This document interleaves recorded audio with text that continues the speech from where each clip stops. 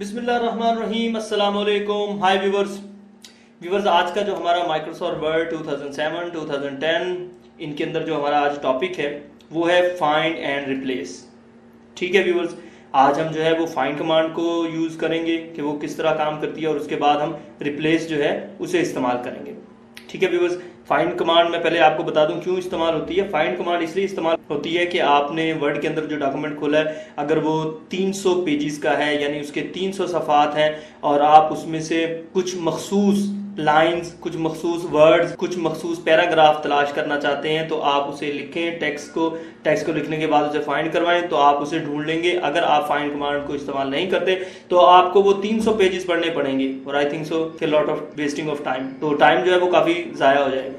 ठीक है, तो चले हम इस कमांड को इस्तेमाल करते हैं। कैसे इस्तेमाल करते हैं व्यूवर्स, देखें ये व्यूवर्स हमारे पास फाइंड कमांड है, इसके ऊपर हम जो है वो क्लिक करते हैं। जैसे हम इसके ऊपर क्लिक करेंगे उससे पहले मैं बता दूं अगर आप कीबोर्ड के साथ इसे इस्तेमाल करना चाहें तो यहाँ पे आपको स्क्रीन पर नजर आ रहा होगा कि कंट्रोल F को इस्तेमाल करें तो फाइंड कमांड एक्टिव हो जाएगी और अगर आप इसके ऊपर भी क्लिक कर देंगे तब भी फाइंड कमांड आ जाएगी। देखें व्यूवर्स, हमने जैसे ही फाइंड कमांड पे क्लिक किया ये देखिए हमारे पास एक नेविगेशन बार ओपन हो गई है। इसके अंदर वो पूछ रहा है कि अगर आप कोई वर्ड टाइप करें तो मैं उसे ढूंढ लूं, यानी जो हमने टाइप करना है हम वर्ड को ही टाइप करते हैं, WORD।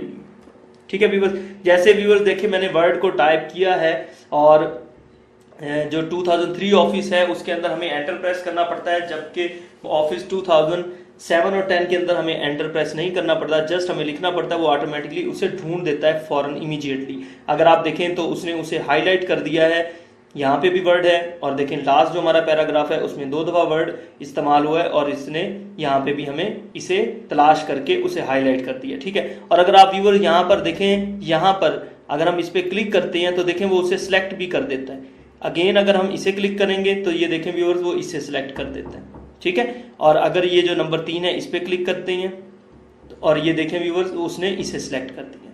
ठीक है व्यूअर्स, वो बता रहा है कि 3 दफा ये लफ्ज जो है वो इस्तेमाल हुआ है। ठीक है व्यूअर्स, अब हम एक और वर्ड लिखते हैं। ठीक है व्यूअर्स, हमने 0 प्रेस किया तो वो बताता है ये 1 2 3 4, इस पेज के अंदर 4 टाइम 0 प्रेस हुआ है और अगर आप देखें तो ये देखें 1 2 3 4 और 4 टाइम उसने जो है उसे हाईलाइट कर दिया। अब इसी तरह अब हम 2 प्रेस करते हैं, 2 देखें व्यूअर्स 2 जो है वो भी 3 टाइम इस्तेमाल हुआ है। अब हम क्लिक करते हैं कि ये कहाँ पे हुआ है, ये देखें व्यूअर्स उसने उसे सिलेक्ट कर दिया। अब हम इस पर क्लिक करते हैं, उसने यहाँ पे भी सिलेक्ट कर दिया, ये देखिए। ठीक है व्यूअर्स, वो उसे उस लफ्ज के पास हमें ले जाता है सिलेक्शन। अच्छा, उसके बाद व्यूअर्स इसकी का एक और तरीका होता है, जैसे देखिए 2 है। ठीक है, अब हम इसे हटा देते हैं। जैसे देखें ये इंग्लिश का है TO2, अगर मैं इसके ऊपर डबल क्लिक करता हूँ, ठीक है व्यूअर्स, डबल क्लिक करने के बाद मैं फाइंड कमांड पे क्लिक कर देता हूं, ये देखें व्यूअर्स उसने जितने 2 इस्तेमाल हुए थे यहाँ पे उसने तमाम दिखा दी व्यूअर्स, और ये व्यूअर्स पूरी ये कंप्लीट लिस्ट आ गई है। देख रहे हैं व्यूअर्स, ये कंप्लीट लिस्ट आ गई है 2 की, देख रहे हैं। यानी जस्ट हमने उस पर डबल क्लिक किया, उसे सिलेक्ट किया।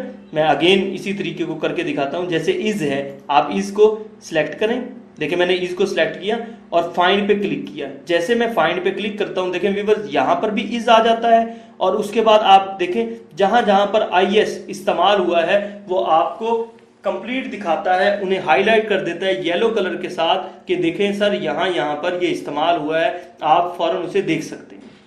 ठीक है व्यूअर्स, फाइंड कमांड की समझ आई आपको। मैं अगेन फाइंड कमांड को जो है ना फिर दोहरा देता हूं कि ये देखें ये आपके पास जो है नेविगेशन है, यहाँ पर आप जो कुछ लिखेंगे, जो टाइप करेंगे, अगर वो इस पेज में होगा वो आपको ढूंढ कर दे देगा, उसे हाईलाइट कर देगा ढूंढ कर। फॉर एग्जाम्पल अब हम कोई ऐसा वर्ड लिखते हैं जो इसके अंदर ना हो, इस पैराग्राफ के अंदर। फॉर एग्जाम्पल 5 नहीं है, मैं 5 एंटर करता हूं, 5 नहीं है।